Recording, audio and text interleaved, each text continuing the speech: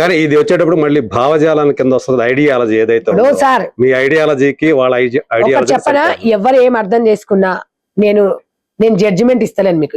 నేను ఇట్లనే ఉండండి మీరని చెప్పట్లేదు. ఉంటే బాగుంటది అన్న, చెప్పేది చెప్తాం, ఇనేటోడు ఇంటాడు. కొంతమందికి చెవిటోని ముందర శంకుదిన వేస్ట్, లేకపోతే ఇక రోజు అదే పని.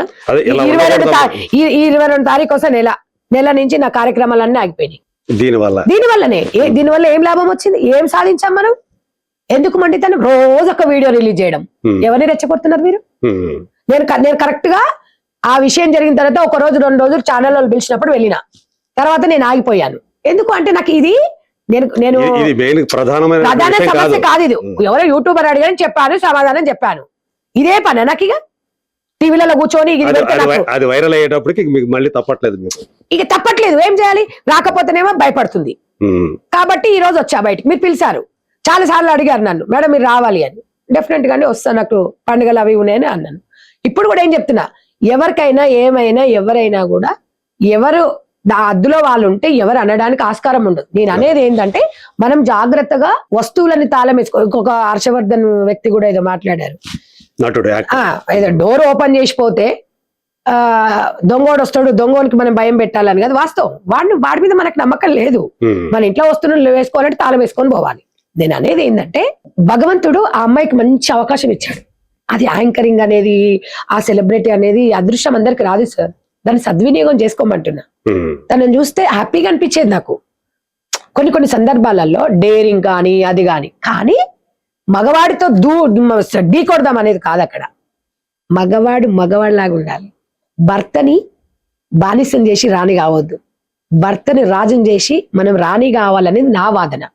అంతేగాని ఆ అమ్మాయి మీద నాకు ఎలాంటిది లేదు, లేకపోతే ఇంకొకరి మీద లేదు, ఇంకెవరి మీద మనకు అనవసరం.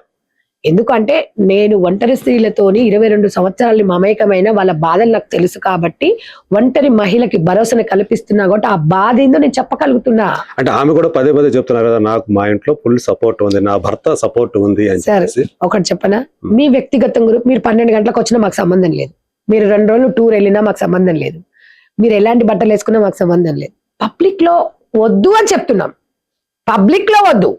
మీ ఇంటి వరకు. ఇంకొకటి, ఇక్కడికి మీ స్టూడియోలోకి వచ్చినప్పుడు నా వస్త్రధారణ చూసినప్పుడే మీరు రెస్పెక్ట్ ఇస్తారు. నిజం చెప్పండి సార్, నేను ఇవాళ సగం బట్టలు వేసుకొని వచ్చి మీరు నన్ను ఇంటర్వ్యూ చేస్తారా? నిజం చెప్పండి, అది వాస్తవం. గుండె మీద దృష్టి అనేది పక్కకి వెళ్తుంది కదా. రెండోది, సంధ్యారెడ్డి ఏం మాట్లాడుతుంది అనేది మీకు ఇప్పుడు తెలుస్తుంది, ఈ అమ్మాయి ఏం మాట్లాడుతుంది. మూడవది ఏంది, క్యారెక్టర్ అనేది అది ఎవరికి సంబంధం లేదు. ఆ క్యారెక్టర్ కావాలి అనుకున్న వాళ్ళకి ట్రావెల్ చేయాలి.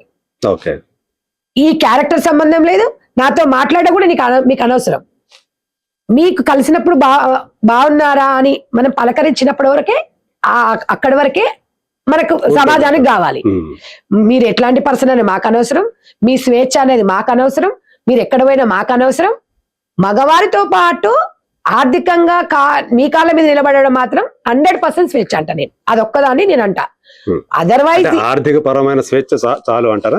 చాలు కాదు, ఏదైనా మీకు ఏదైనా ఎనీబడి అవసరమే.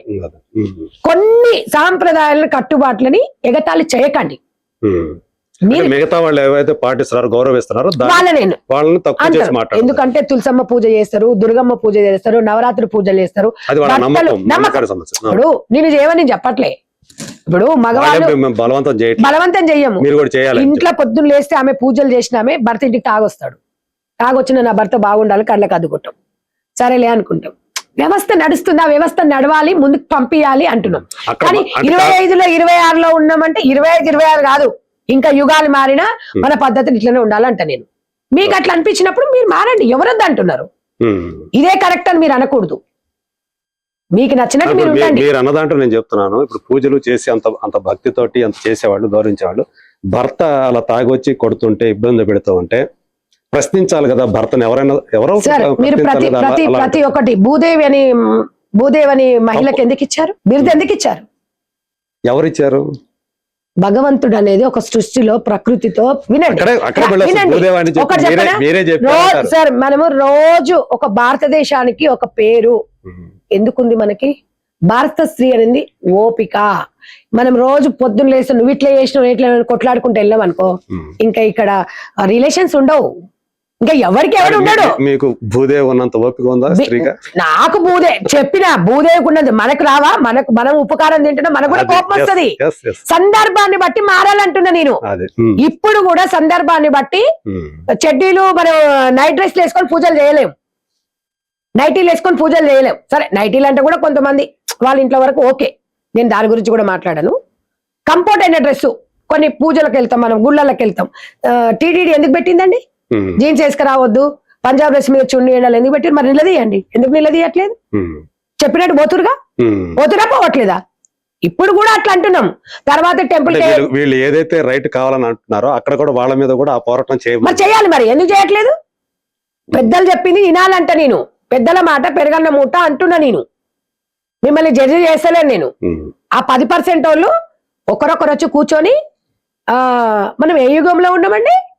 1947లో ఒక ఆమె చెప్తుంది, అప్పుడు వెనకటికి జాకెటే వేసుకునే వాళ్ళు కాదు, అప్పుడు మగవాళ్ళు ఇలాగే చేశారంటే అప్పుడు గతి లేక అక్కడ లేక చుట్టుకున్నారు. ఇప్పుడేమైంది? మనకి దిట్టంగా 5 లక్షలు, 10 లక్షలు, 5 లక్షలు, 3 లక్షలు, 2 లక్షలు, 20 లక్షలు, 25 లక్షల ప్యాకేజ్ వస్తుంది అమ్మాయిలు చదువుకున్న వాళ్ళకి. వాస్తవం కదా? నాగరికత అప్పుడు వాళ్ళకి బట్టలు లేవు సార్, నాగరికత నేర్చుకునే కొద్దీ మన వస్త్రధారణ మార్పారే. అప్పుడు లేవు కదా, ఇప్పుడు పెట్టుకొని తిరుగుతాం. మొగాలు మార్చుకోండి, మీరు చూడకండి, మీరు చూస్తే తప్పు, మేము ఇట్లనే ఉంటాం, నువ్వు ఇలాగే ఉండని జడ్జి చేయడానికి ఊయిషి అని నేను అడుగుతున్నా. సమాజంలో అడుగుతున్నాము, అంతేగాని మిమ్మల్ని పాయింట్అవుట్ పెట్టి పేరు పెట్టి నేను చెప్పలేదు, శివాజీ చెప్పలేదు, ఇంకెవరని చెప్పలేదు. ఎవరు వచ్చినా ఆ ప్లేస్ లో ఇంకెవరున్నా అదే జరిగేది.